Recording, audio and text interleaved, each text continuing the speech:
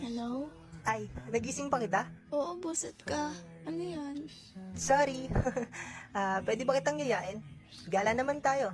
Tulad ng dati.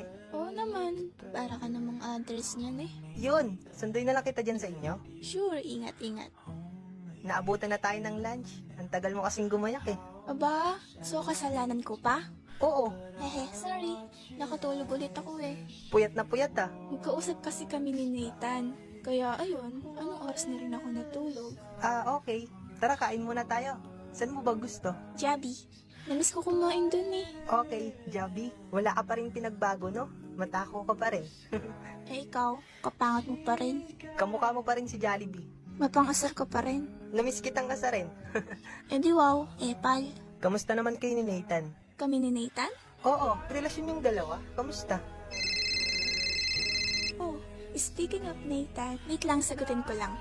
Love, napatawag ka. May ginagawa ka ba? Nagpaalam ako sa'yo, love, di ba? Kasama ko si Vince. Ay, oo nga pala. Bakit, love? May problema ba? Wala naman. Namimiss lang kita. Sus, nilawan mo na kasi ako dito. Love, kung pwede lang eh. Joke lang, naiintindihan ko naman. Sige na love. Enjoy kayo ni Vince ha. May gagawin pa ako eh. I love you. Ingat ka. Ingat ka din, love. I love you. Ute, hindi nagagalit. Nakasama mo ko. Ha? Bakit naman siya magagalit?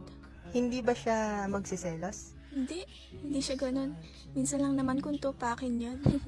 Ilan months na kayo? May year na. Mag 7 months pa lang kami sa June. Buti na tagalan ni Nathan yung ugali mo. Aray ha, para namang asamahan ng ugali ko, no? Joke lang. Pal, ikaw ba? Anong ako? Wala ka bang napupusuan? Wala. Yan yung imposible, pre. Kaliwat kanan nga yung babae mo nun eh. Hoy, para mo na rin sinabing babaero ko, ano? Bakit, hindi ba? Kung hindi mo nga lang nakilala si May, hindi ka magtitino eh. Oh, natahimik ka. Nabanggit ko lang si May eh. Curious na ako. Ano ba kasing nangyari? Nangyari? Sa inyo ni May. Bakit kayo nag-break? Wala. Huwag mo na akong intindihin. Kumain ka na lang dyan. Bakit nga?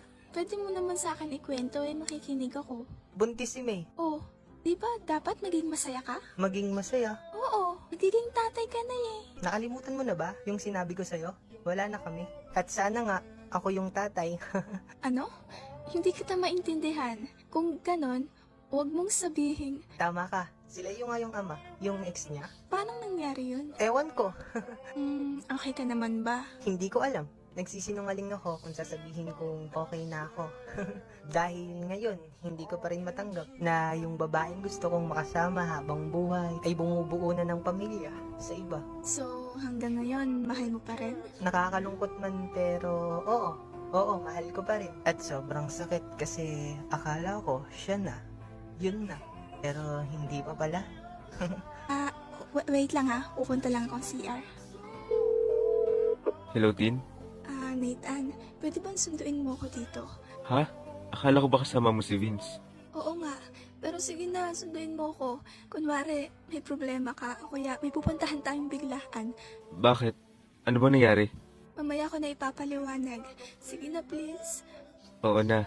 Hintayin mo ako dyan. Thank you, Nathan. Ang tagal mo naman. Kala ko nag-flash ka na sa inodoro eh. Si Raulo. Ano, tara na? Tara, saan ba tayo next? Arcade tayo. Game! Ay, wait lang. Hi, love. Nasaan ka? Pupunta kami ni Vince sa arcade. Why? Papunta na ako dyan. Naglalakad na ako. Sige. Nakikita na kita. Love, anong ginagawa mo dito? Pare, pwede bang hiramin ko muna yung girlfriend ko? Bakit, love? Saan tayo pupunta? Basta love.